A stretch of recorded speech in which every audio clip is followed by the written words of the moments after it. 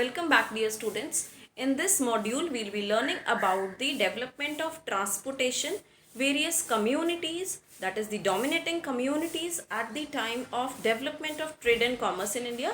And thirdly, we learn about the major trade centers. So let's begin with the transportation. Majorly trade was carried through land and sea routes. Northern road route is believed to start from Bengal to Takshila. Paths for trading emerged in south, east and west also, and maritime trade helped in foreign trading. Malabar coast, on which Muziris is situated, has been involved in the foreign trade over the ages dating back to Roman Empire. Pepper was specifically valued in the Roman Empire and also called as the black gold.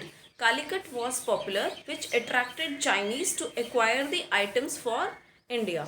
Coromandel coast, on the Coromandel coast, Pulicat was the main part in 17th century as textiles were exported to Southeast Asia. So this is all about the transportation. Next, let us see what were the dominating trading communities. In north, Punjabi and Multani merchants conducted the business. In urban areas like Ahmedabad, Nagar Seth, the chief of Mahajans, along with their communities, they dominated. So in north, there were Punjabi and Multani merchants. In the urban areas like Ahmedabad, they were Nagar Seths, that is the chief of Mahajans. In the western India, communities like Mahajan, Chat were important traders from the south, and in Gujarat and Rajasthan, the major Bhatts, that is Bhatts were the major traders. Other communities also emerged as professional castes like Hakims, Vaids, Vakils, Pandit, Mullah, that is teachers, painters, musicians, etc. So these were the dominating trading communities. Merchant communities, they had a respect and prestige derived from guilds, which were autonomous corporations focused on protecting interest of the traders. These corporations were formal and stated their own rules of membership and professional code of conduct. Octroi duties, these are a form of taxes, they were paid at different rate either in cash or in kind, and custom duties were also levied. Tariff rates differentiated on the basis of provinces, and ferry tax was paid for passengers, goods, cattle, carts. This all happened during the transportation of goods from one area to another area. These are the different types of taxes in the form of octroi, in the form of excise duties, ferry tax, because the goods, the people, the cattle, the carts, they had to be transported from one area to another area, and also from one country to other country. Guild chief dealt directly with the king or tax collectors and settled the tax rates at particular amount for other merchants. Guild merchants also built temples and donated by charging corporate tax on other members and acted as custodians of the religious interests. Now we learn about the major trade centers. These are important from examination point of view. So you need to learn what were the goods dealt, or what were these major trade centers important for, what were they known for. Patliputra was the major center for exporting the stones and is presently known as Patna in Bihar.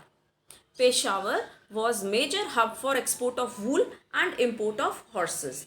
It had a big part in commercial transactions between India, China and Rome in 1st century AD. Next is Takshila. It was a major center that provided land route between India and Central Asia. Many financial and commercial banks were established here. It was considered an important center for Buddhist learning. Indraprastha, commercial junction that converged routes leading to east, west, south and north on Royal Road. Mathura, the major trade center for lot of traders subsisting here. South routes involved Mathura and Roach. So it was a major trade center with lot of traders subsiding here, as it was a central point where these people could settle themselves. Next is Varanasi. Since it was located along the Gangetic route and highway linking north with east, it became a popular trade center for gold, silk, cloth and sandalwood workmanship.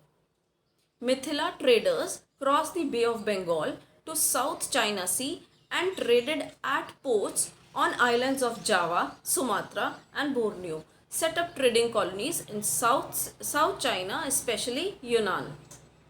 Ujjain promoted the exports of agate, carnelian, muslin and mellow cloth. These are all the types of cloth. Shared trade relations through land route with Takshila and Peshawar. Surat, that is in Gujarat, its textile and gold borders, that is zari borders, were more popular. Surat Hundi was honored in far off markets of Egypt and Iran also. Kanchi, also known as Kanchipuram today, Chinese here sold gold and silk, pearls and glass and rare stones. Madura was the capital of Pandyas, controlling the pearl fisheries of the Gulf of Mannar, major attraction for foreign traders, especially the Romans, and Broach, one of the greatest trade centers in the western India, located around the banks of Narmada river and is linked to major land routes. Kaveri Patta, also known as Kaveri Patnam, developed city involving scientific construct providing the infrastructure for loading and unloading of goods. Many foreign headquarters were located here and major trade link with Malaysia, Indonesia, China and Far East dealt in the trade of cosmetics, scent, silk, wool, cotton, coral, pearls, gold, etc. Tamralipti, it connected west and far east through water and land route and was connected to Banaras and Takshila through road. So these are the major trade centers. In this module, we learned and we observed that our trading centers, the major trade centers, they were supported by the transportation, and who were the dominating trading communities. So three points we learned. First, about the transportation, secondly about the domination of the trading communities, and third, the major trading centers. Further we'll continue in the next video. Thank you all.